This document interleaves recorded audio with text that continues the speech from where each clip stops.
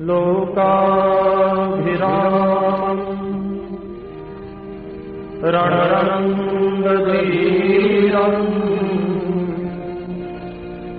राजीवनेत्रम् रघुवंशनाथम् कारुण्यरूपम् करुणाकरन्तम्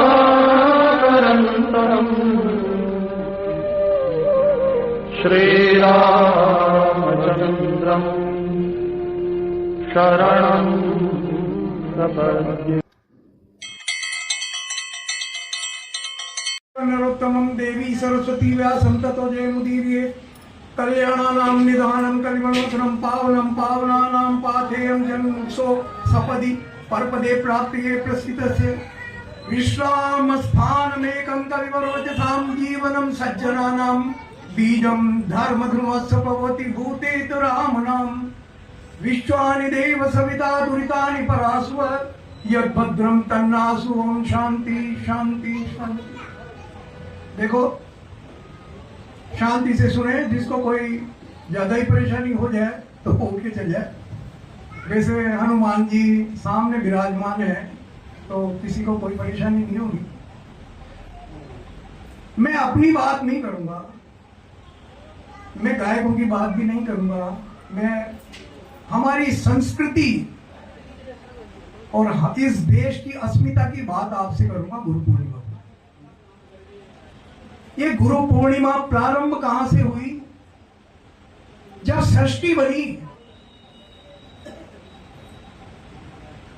वर्ष में एक दिन ऐसा आता है, देवताओं के गुरु बृहस्पति और दैत्यों के गुरु शुक्र, भगवान श्री नारायण ने उनको एक एक लोक प्रदान किया।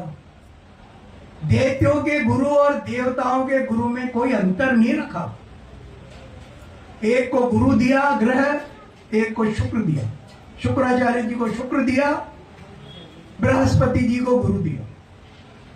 वर्ष में एक दिन ऐसा आता है जिस दिन चंद्रमा, ज्योतिष में चंद्रमा मन का कारक है, तो चंद्रमा गुरु की राशि धनु और शुक्र के नक्षत्र पूर्वाषाढ़ पे आता है। इसलिए ये प्राकृतिक रूप से, भौगोलिक रूप से और ज्योतिष के रूप से गुरु पूर्णिमा,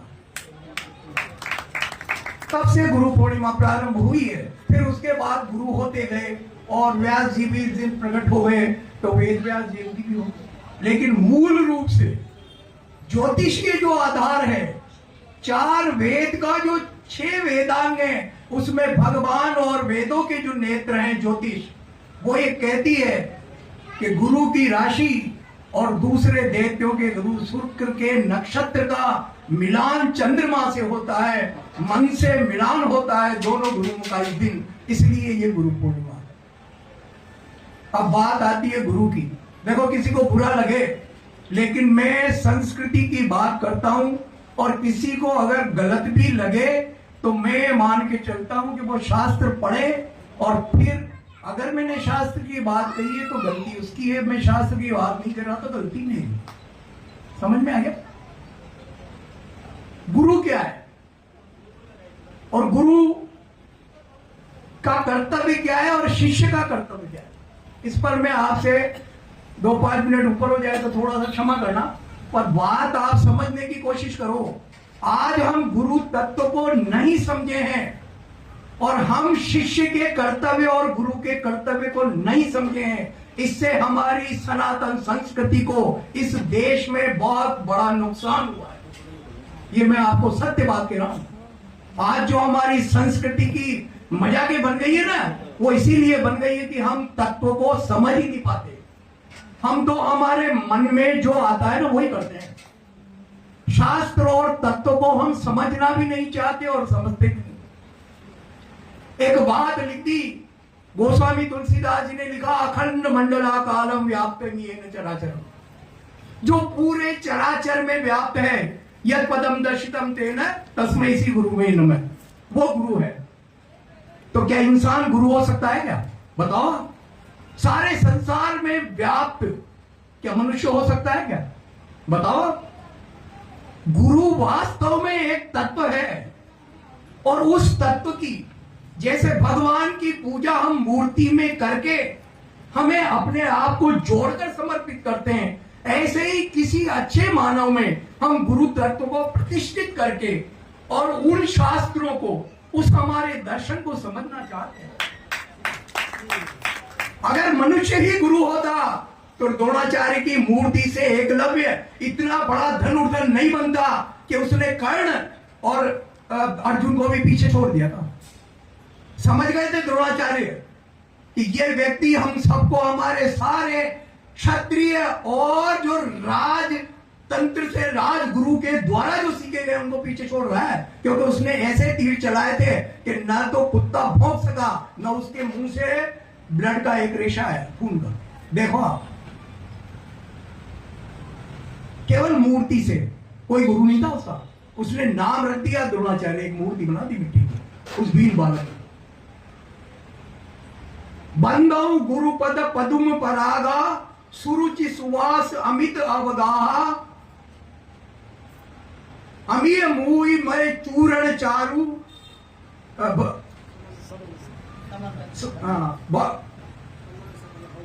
हाँ अमंतरई भव निधि परिवार। अब सोचो आप क्या है, गुरु जी के चरणों के मधु से,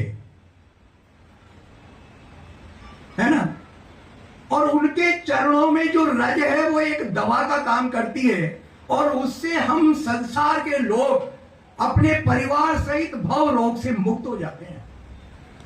अब आपसे मैं एक प्रश्न करना चाहता हूं कि डॉक्टर की मूर्ति की पूजा करोगे उससे बीमारी ठीक होगी कि दवा खाने से बीमारी ठीक होगी? बताओ आप। डॉक्टर के पर्चे के रोग, अगरबत्ती लगाओ, माला चढ़ाओ, फूल चढ़ाओ, गुरु है नमः, डॉक्टर है नमः, डॉक्टर है नमः, ठीक हो जाओगे क्या?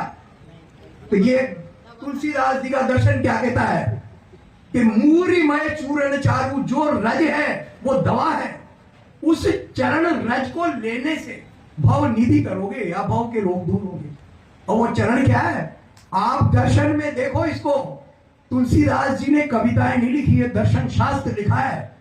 वो कहते हैं गुरुओं के पग की धूल क्या है, यानी गुरु के चरण, या आज जो गुरु तत्व है वो जिस मार्ग पर चला है, जो उसके चरण चले हैं, उस चरण की रेखाओं पर आप चलो, जो गुरु तत्व कहता है।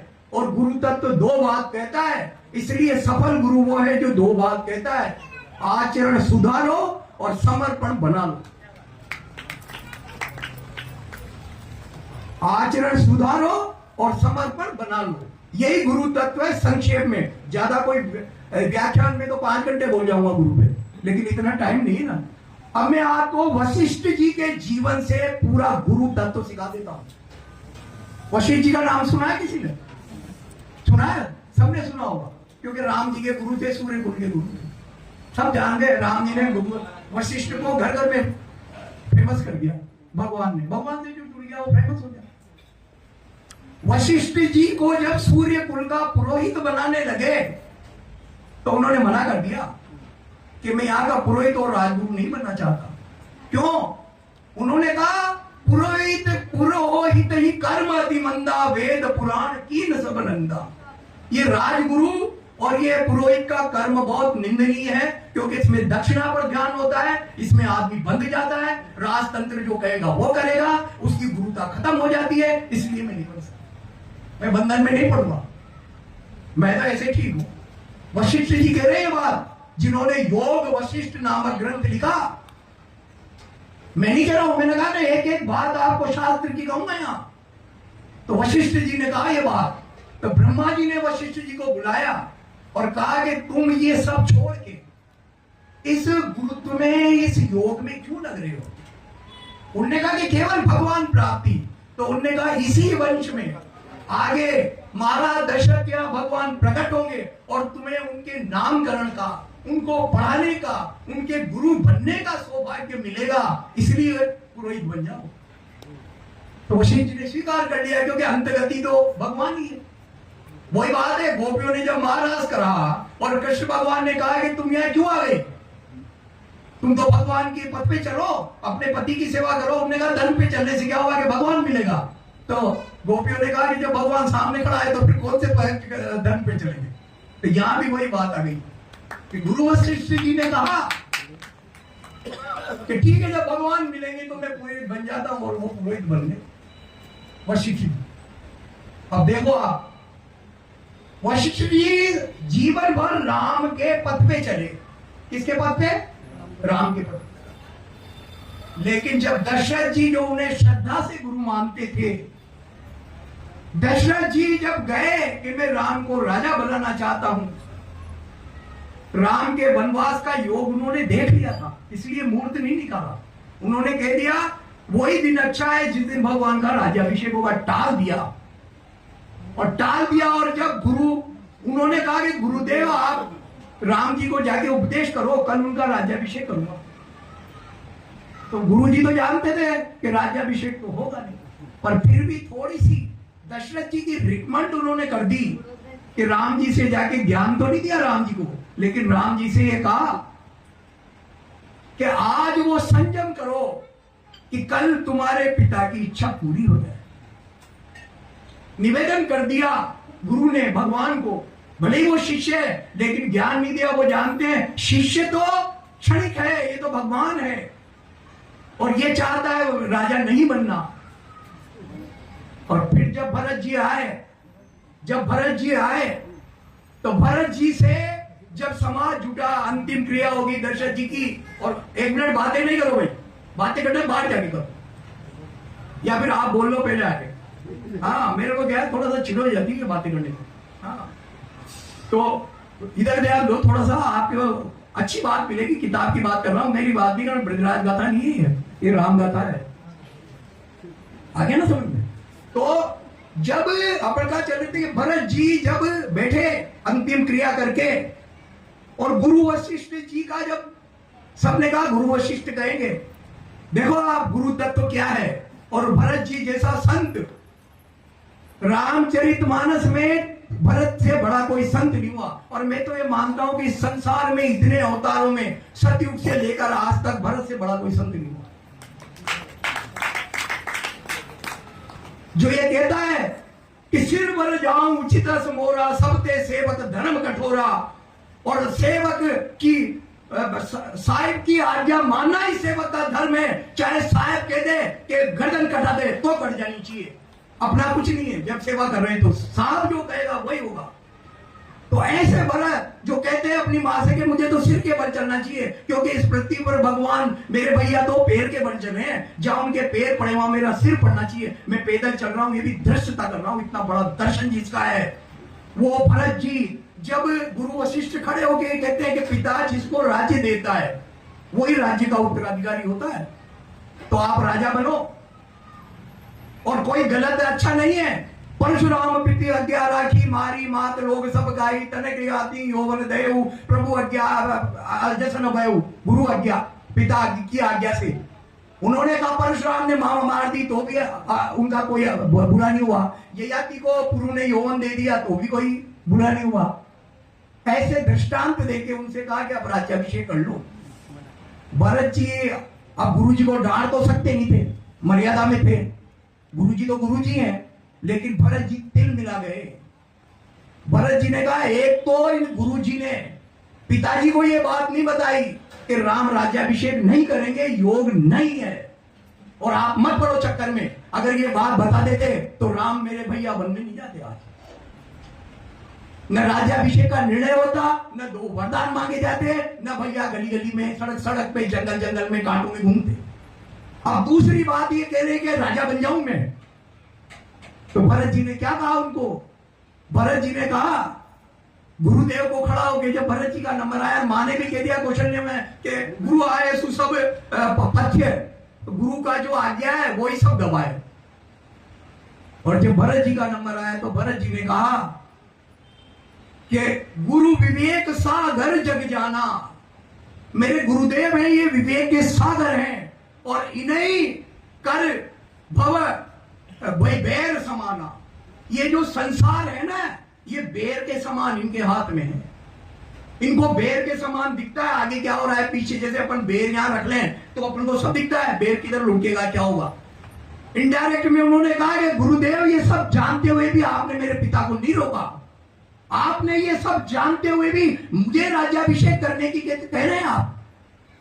गुरु जी की मति भोली हो गई, पागल हो गए वो। दिखाया आगे तुलसीदास जी ने, जहां जनक और गुरु की मति भोरी हो गई, काम करना बंद हो गया, मतलब विस्मृत हो गई, एक तरह से विक्षित हो गई, वहां भरत जी ने मार्गदर्शन किया है। इसलिए ये नहीं है गुरु, भरत जी ये बताते हैं गुरु वही है जो भगवान का मार्ग दिखाता है। इस गुरु ने भगवान का मार्ग नहीं दिखा रहे हैं, पिता को मर गए भगवान का मार्ग दिखा देते कि ये तो भगवान है, ये नहीं जाएंगे, ये तो राष्ट्र को संहार करने जाएंगे, तो मेरे पिता जीवित रहते, मैं यहाँ राजा बनूं, मेरे भैया गली गली में घूम रहे हैं, भाभी कांटों में घूम रही है, लक्ष्मण भैया घूम रहे हैं और मुझसे कह रहे हैं कि राज करो। ये कौन से गुरु हैं?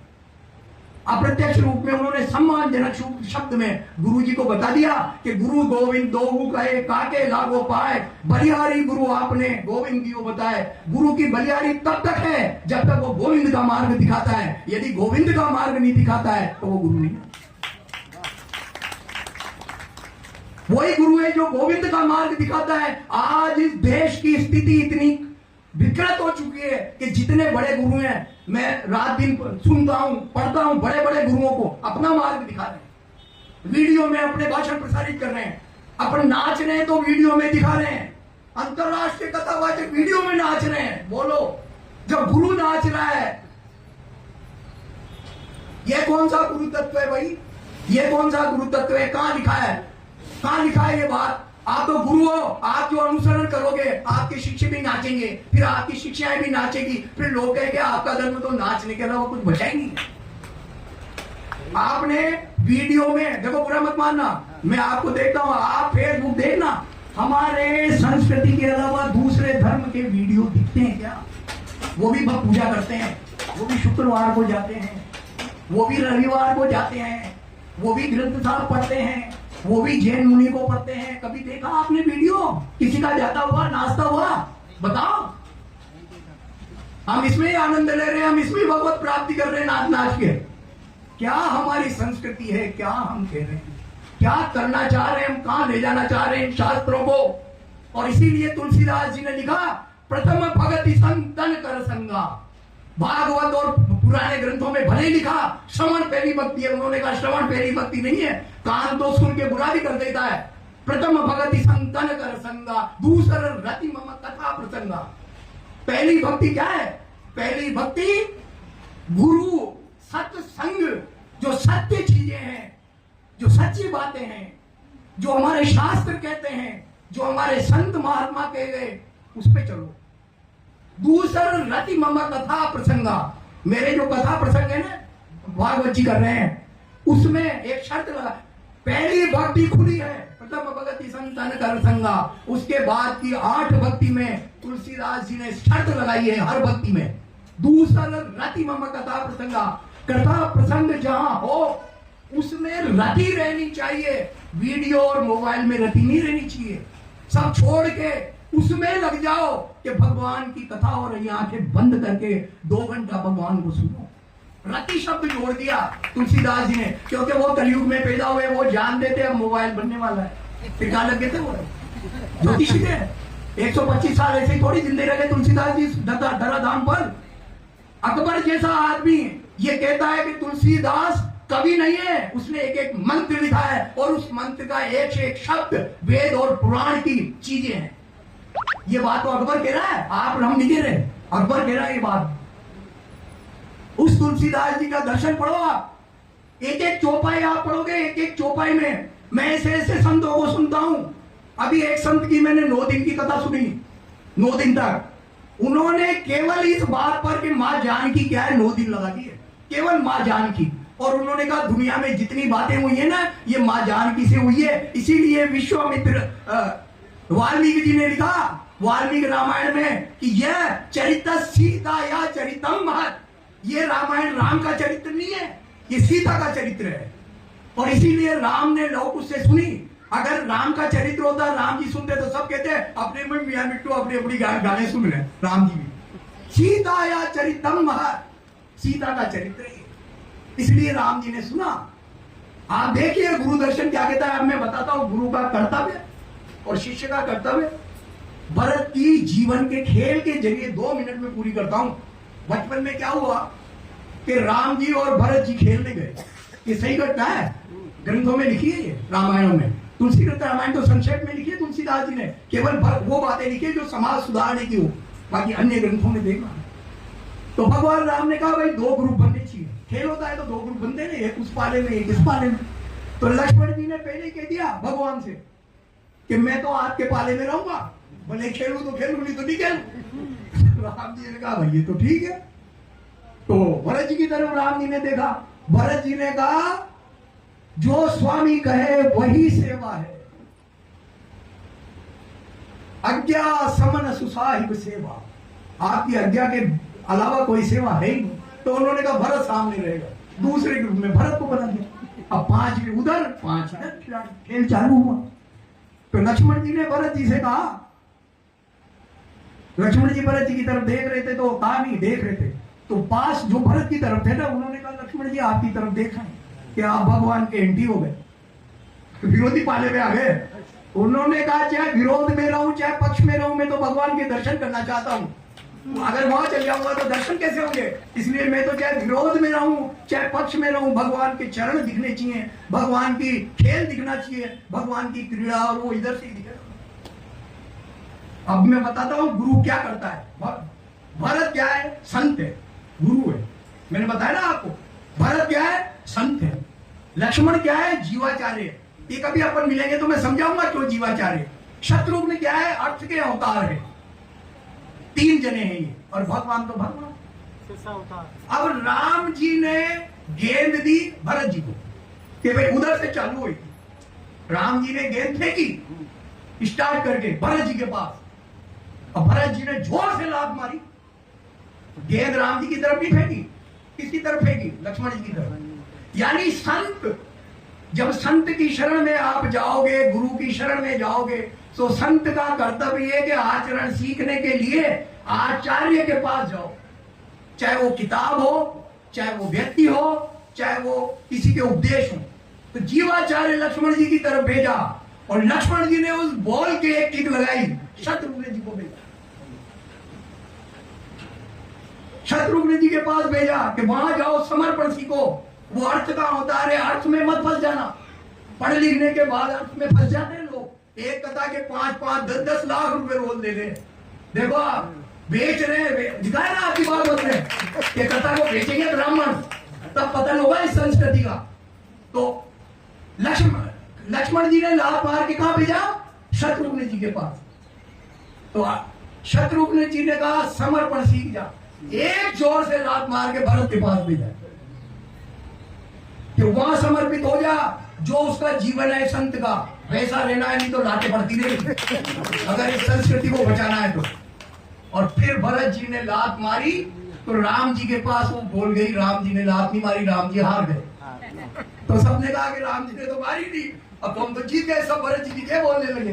तो राम ने कहा जिसे भरत में लात मारेगा उसे मैं लात मार ही नहीं सकता, क्योंकि जो शुद्ध होके एक चक्कर काट के आचरण सीख के समर्पण सीख के फिर संत के चरणों से मेरे पास आई है।